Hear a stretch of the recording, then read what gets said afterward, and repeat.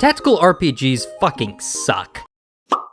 Of all the video game genres out there, none are as consistently terrible and poorly designed as the tactical RPG. It's a tactical game, so it's supposed to reward intelligence and smart decision making, but then it adds in the random chance and bullshit stat systems of an RPG, literally combining the most contradictory parts of two different products. And of all the terrible, awful TRPGs out there, none embody all the things I hate about the genre better than the Fire Emblem series. These are games that are so opposed to being fun that I have no fucking idea who the audience for these games were pre-Awakening. Because these games were so terrible that even after 13 titles all published by Nintendo and inclusion in Smash Brothers of all things, not even one game managed to sell even 1 million copies. The only way the series has subsisted since then has been through the inclusion of waifu bait, wherein the game includes 20 hot anime chicks for the player to marry in order to sell the game to horny weeaboos. Really? Waifu bait? Come on, Nintendo. You can't just make me forgive a bad game because...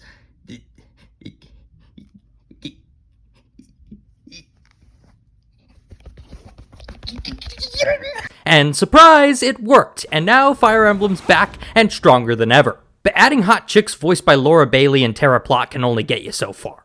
And the gameplay of Fire Emblem is so bad that I actually became convinced that the entire genre was terrible. And I decided to make a video detailing why. But to make such a bold claim, I knew I had to do some research. So I played all of these games for the purpose of writing a research essay detailing why the genre is so terrible. And it went extremely well. I played several TRPGs, wrote what was consistently the issue with them all, and I was done. But then, I made a mistake. I decided to play the demo for Project Triangle Strategy, Square Enix's upcoming TRPG. I thought, maybe I should include the most recent entry into the genre, just to be safe. Boy was that a mistake, because this brief 2-hour game was so good that I had to throw that whole script in the trash, because it proved my entire thesis wrong. So, new plan. I'm going to tell you why this game is great, why I'm excited for the full release next year, and contrast that with what TRPGs normally do wrong, and how this game fixes most of those issues. And then, in order to not throw away all my hard work from the last script, I'll make a follow-up review of Fire Emblem Three Houses, because that'll be fitting and I'll finally be able to slay that dragon, because oh boy, do I have some choice words about that game. So without further ado, here's part 1 of my TRPG analysis. A review of Project Triangle Strategy. On the faraway continent of Norzelia, 3 mighty powers reigned.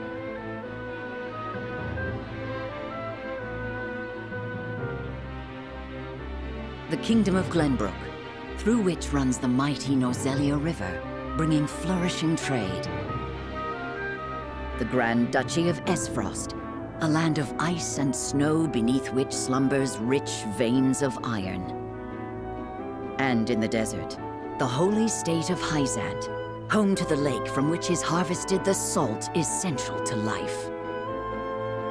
With each nation controlling one vital resource, conflict between these 3 powers was all too common. As the terribly long name suggests, Project Triangle Strategy is a working title for a game that's still under development. It's the second entry into what Square Enix is now referring to as their HD 2D series of games, with the first title having been Octopath Traveler. And if there was one thing I learned while playing that game, it's to trust these guys when it comes to creating fun, innovative gameplay out of an outdated genre. I played Octopath Traveler some 2 years ago, and that game was fun as hell. Horribly written, mind you. I hated every moment of the dialogue, and that's coming from a guy who played it in Japanese. I don't even want to think about the people who played this game with the English voice acting on. Leave it to me, Pa! Be careful out there, Tressa. Oh, those pirates have been causing trouble around the tavern lately. If you see them, you make sure to keep a wide berth, you hear? But that being said, the turn-based combat was absolutely badass. The battle point system, which allowed you to charge up characters' attacks up to 5 times, and the removal of MP in lieu of a general SP stat, were both such simple, yet game-changing design choices that, combined with extremely fine-tuned enemy and boss encounters, created the most intelligently designed turn-based RPG I've ever played. with your strategy being more integral to winning fights than grinding ever could be. If anyone could make a tactical RPG fun, it was these guys. And yeah, they've pretty much knocked it out of the park with this one. The demo, which is free by the way, so go ahead and download it off the Switch shop after watching this video if you want to, starts off by warning you that the story won't make much sense, since it starts in the middle of the game. And yeah, it's a bit jarring, and there were several questions on my mind at different points, but all in all, the story services the gameplay extremely well, even if you have to suffer through some terrible voice acting to get to it. Izana, was it? On behalf of my people, allow me to express to you my deepest gratitude. Yeah, here's hoping this isn't the final casting for the full game, but I wouldn't put it past Square. Wait. That sounds like... Is that you, little one? Grandpa, what's wrong? Can't you see me? It was the Empire. Their troops attacked us and undid the wind seal. Regardless, the gameplay begins in the exploration stage, which seems to be a less time-consuming version of Three Houses' exploration system, where you can speak to units and shop for items in between battles. You're actually presented with your first dialogue choice here as well, introducing the ideology system that the game seems to be named after. Depending on your answer to some questions, as well as your actions, your player character, Serenoa, will be viewed by his soldiers and the general public in one of three ways: as a Machiavellian pragmatist, a just moralist, or a defender of individual liberty. And these choices actually make a huge difference, if the demo really is true to how the final product will be. There are 3 characters to recruit during this demo, who will or won't join your cause based on your actions during these dialogue choices. There's Medina, a kind young apothecary who seems attracted to the ideal of morality due to her desire to save all lives on the battlefield, not just her allies. Julio, a young bureaucrat from the capital whose similar sense of morality drives him away from working for the government and potentially into your army. And Izana, a nomadic shaman who will join a player that embodies the ideals of liberty.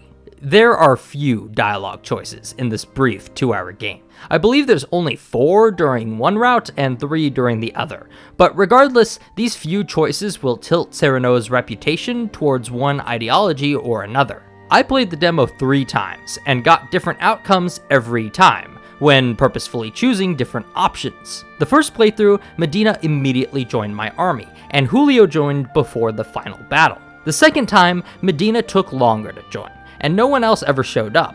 The third time, I only recruited Izana, with absolutely no sign of Medina or Julio to speak of.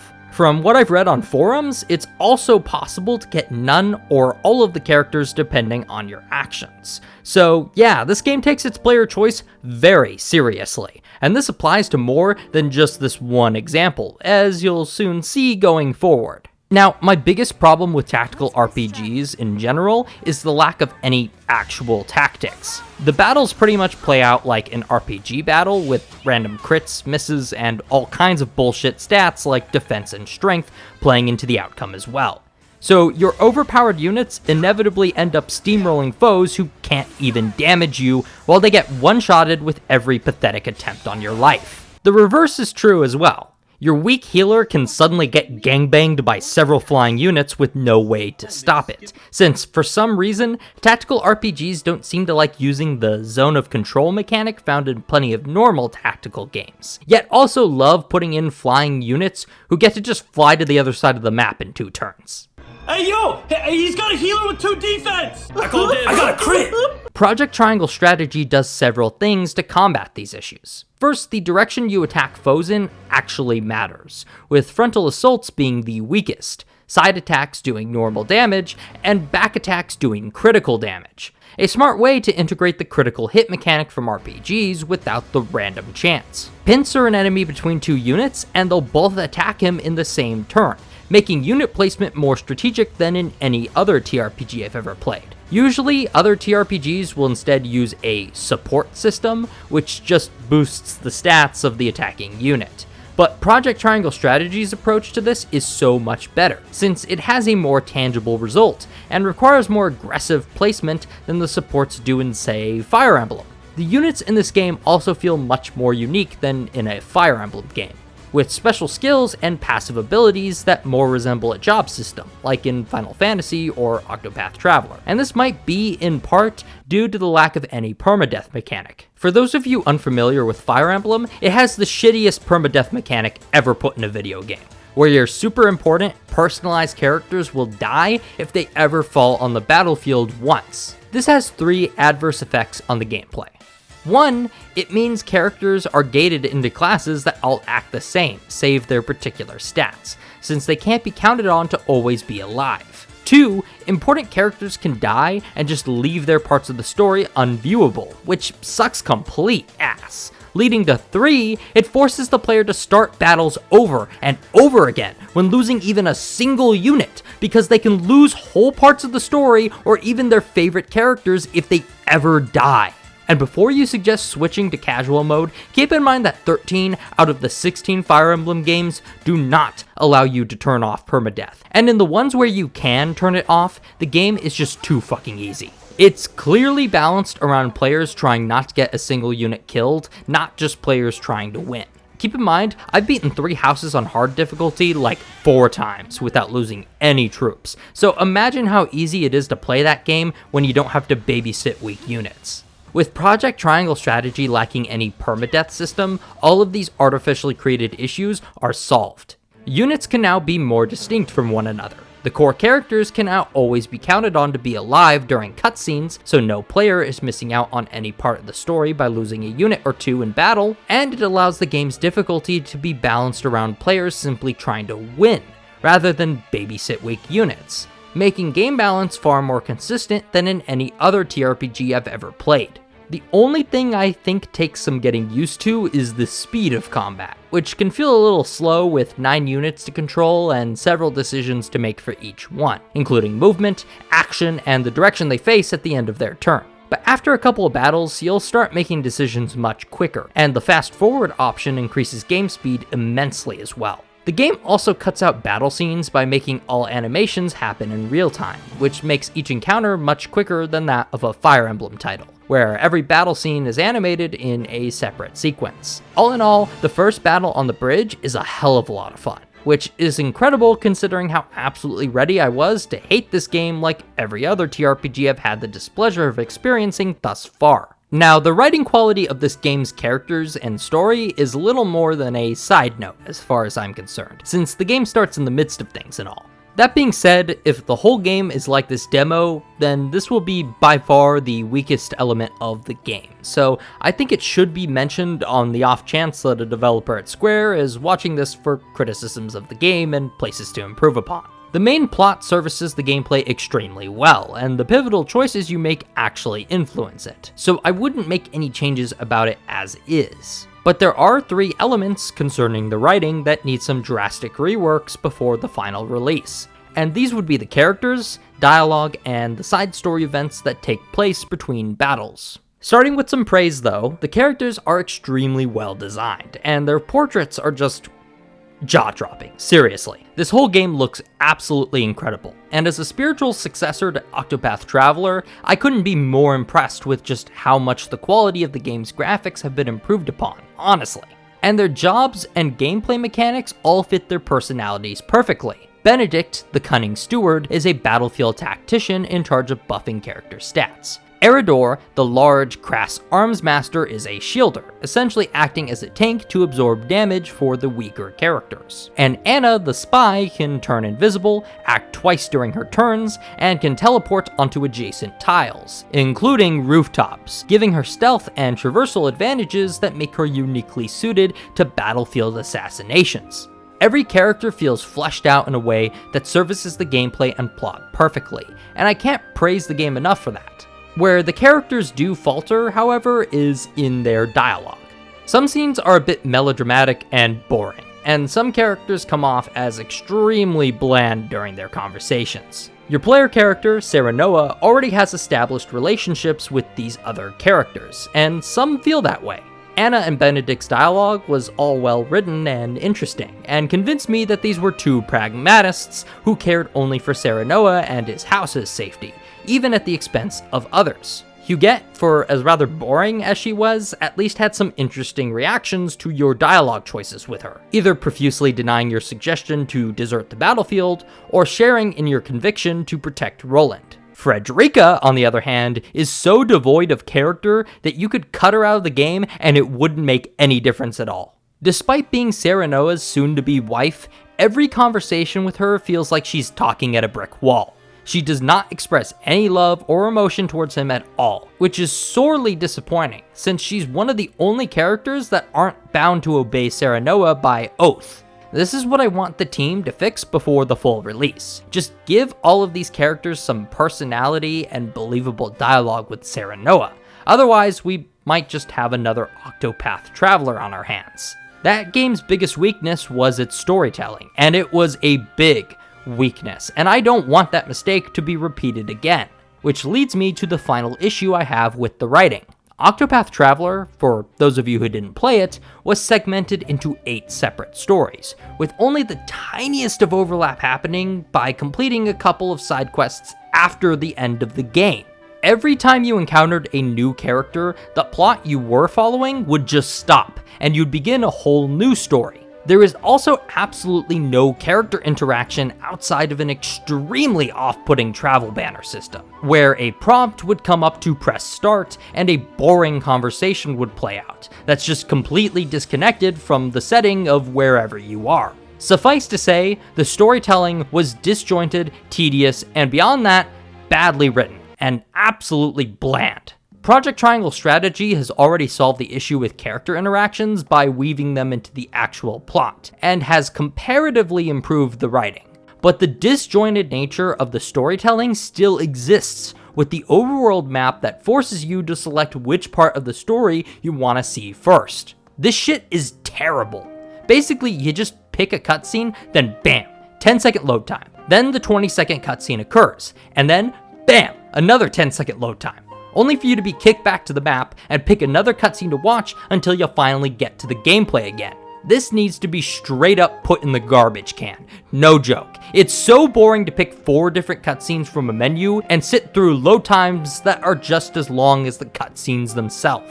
I get that there are a few optional cutscenes to view as well, but in my opinion, they should be completely cut in favor of showing only the ones that matter, which are the scenes with the other lords of the kingdom that the game takes place in. So, in summation, cut the shit out, give Frederica a personality, and if you're going to do anime dialogue, go more Code Geass than fucking Naruto. Do these things, and then bam! You got yourself a moving political drama with some incredible tactical gameplay on its bones. Now, about 5 years ago, I played the campaign of Mount and Blade Viking Conquest, and enjoyed the ever-living shit out of it. At several points, you make choices between helping others or forsaking them for your own gain, siding with foes or attacking them, and several other major choices that can guide your path one way or another. At least, that's what the game wants you to think, because when I played the game a second time and made the opposite choices instead, the exact same series of events played out, which tarnished the illusion that I was making my own choices during that first run of the game. This is the first game I think of when the term illusion of choice comes up. Plenty of games do this with their dialogue options, like Mass Effect or Fallout 4, but no game made me feel as betrayed by it as Viking Conquest did. It's important to understand, however, why game designers put this kind of shit into video games, because despite what untrained voices might say about it, there is actually a fair reason why this shit happens. From a game developer standpoint, putting in game-altering choices is a fool's errand on several fronts. If you put in 2 separate paths for a game to follow, for example, then that's basically 2 games you have to develop now, with varying battle scenarios, plot points, and characters to implement that no player will be able to appreciate after finishing the game only once. Only on separate playthroughs, or when speaking to friends about the game, can these things be appreciated. For a developer to do twice or thrice the work based on that alone, they would generally rather implement an illusion of choice like in Mount and Blade, betting on most players only beating the game once. But for anyone who does go back and try to see what different choices would result in, the illusion cracks, and your experience with the game gets ruined forever. From an artistic standpoint, no developer wants that to happen. But from a studio standpoint, where money and time are finite and profits have to be made on each new product, this is the best course of action when designing an RPG with player choice in mind. This isn't the most artistically pleasing course of action, nor is it the one that leads to the best game, but it is the most sensible one for several studios. And as such, I've come to expect it when playing games that offer choices to the player, even if I don't personally like it and wish it could change. Well, Project Triangle Strategy decided to spit on my low expectations, because it turns out that some game studios still give a shit about the products that they put out. I mentioned earlier that there's a reputation system based on your dialogue choices that affects how you're viewed by others, and who will be willing to join your cause during the game. But beyond that, there are also, if the game is to be believed, several points in the story where a major game-changing decision is to be made, and the demo includes one of them. When Serenoa and his friends make it back to his castle, they receive an ultimatum from the invading Duchy of Astfrost. Give them the Crown Prince, Roland, or face the might of the Astfrosti army. The characters then bicker over the ultimatum, with Serenoa's servants mostly favoring giving up Roland, and the kingdom loyalists and his fiancée, Frederica, wanting to shield Roland from capture. Serenoa, conflicted over his vassal's arguments, decides to put it to a vote, and it's here where the player can decide what side to take, then persuade his vassals of the opposite opinion to change their minds on the issue. In doing so, Roland can either be given up to your enemies, or shielded from them at all costs. The persuasion system itself is simple yet well designed. By tailoring your arguments around what specifically worries that character about your position and their general personality and beliefs, you can persuade all, some, or none of them to your side, affecting the direction of the story forever. I played both paths, and yes, the game does change based on what decision you make, and quite drastically at that. By defying Astfrosti commands, you'll have to defend your castle against an extremely large force of foes, but you have two advantages: the high ground, and the canals filled with burning oil that'll set alight to the town and foe both. This is a hard battle, one that I barely won on both of my playthroughs through this route. And I played through it twice because the characters make a huge deal out of destroying the town, and even the enemy commander calls you beasts for destroying your own people's homes to win. So I wanted to see if the reactions for winning without using the burning oil would be different. And yes, the characters all act quite differently, and the town won't be in complete ruin afterwards. The demo ends soon after that, so we don't know how large of an effect this could have on the future of the game, but again, Square, if you're watching this, I'd love to see this have an impact on the characters and town going forward, if that's possible at all to implement. All in all, this is a great battle with several options in how you overcome its challenges, and it ends extremely positively for most characters, except of course for the enemy commander, who shamefully returns from her defeat to the Astfrosti Duke, and likely changes his trust in her going forward. If you instead give Roland up, an entirely different scenario plays out. Serenoa shamefully gives his best friend up to the Astfrosti, who then use the prince's hand and seal to justify an execution order against Lord Folks, the last lord who's loyal to the kingdom. And it's Serenoa and his army that is ordered to do the killing. What ensues is a battle on a stepped hill with fields of wheat that can be set aflame, pulleys that can transport friend and foe alike up the hill, and hordes of archers raining flaming arrows down on your troops. While a reversal of fortunes, it's still much more than a mere copy and paste job of the other fight. The terrain and setting are different, there is no burning oil, the enemies are not heavily armored knights, but instead archers and farmers defending their homes, and most of all, there's a deep sadness in knowing that you're being manipulated to kill your own countrymen at the Astfrosti Duke's behest. It ends with Lord Folk's death and a subsequent execution order on Roland, prompting the majority of the cast to regret their decision and giving him up without a fight.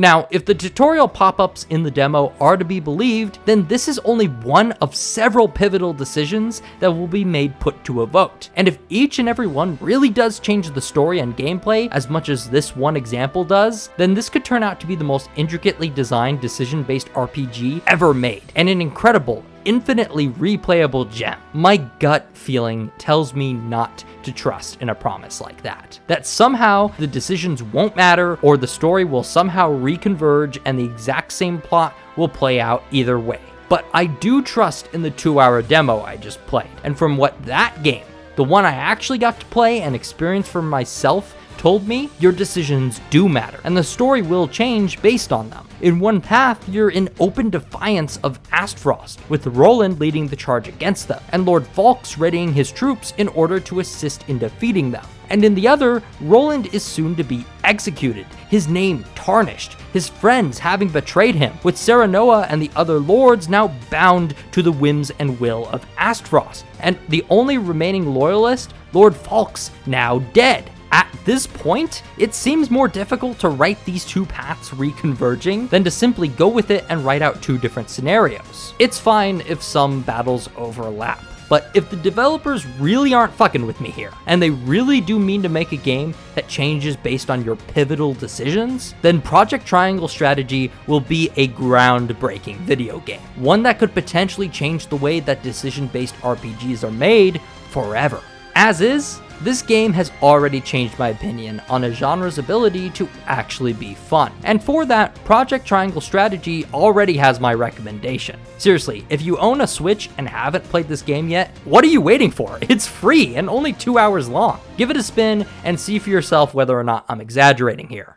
But beyond that, it's absolutely gorgeous, being a clear step up from the graphics of Octopath Traveler. Its characters, while definitely in need of some fine-tuning in the writing department, are all unique and feel completely different yet satisfying to use in combat. The decision-making is grounded in real choices that have a tangible effect on how the game plays out, and the story branches in ways that I haven't seen many developers ever attempt to do before. For the first time in a really long time, I'm actually excited for an upcoming video game. And if Square can get this game complete and polished up a bit by its release, it will no doubt be a masterpiece. I'm giving Project Triangle Strategy a 9 out of 10. I've played it several times now, and I still feel a desire to go back and play it again. It's just that much fun. Once again, this team has taken broken game design and made it fun, while injecting nostalgic yet extremely modern graphics into the equation to make a fun, if not perfectly well written, game with a lot of potential to be something amazing in the future. If all TRPGs were this good, Intelligent Systems would be my favorite developer. Instead, next up in my tactical RPG critique will be a Fire Emblem 3 Houses review. And oh boy, do I have a lot of things to say about this extremely inconsistent game. I suppose my desire to review video games of varying quality was always leading to this one review. Well, regardless, thank you very much for watching, and have yourself a very nice day.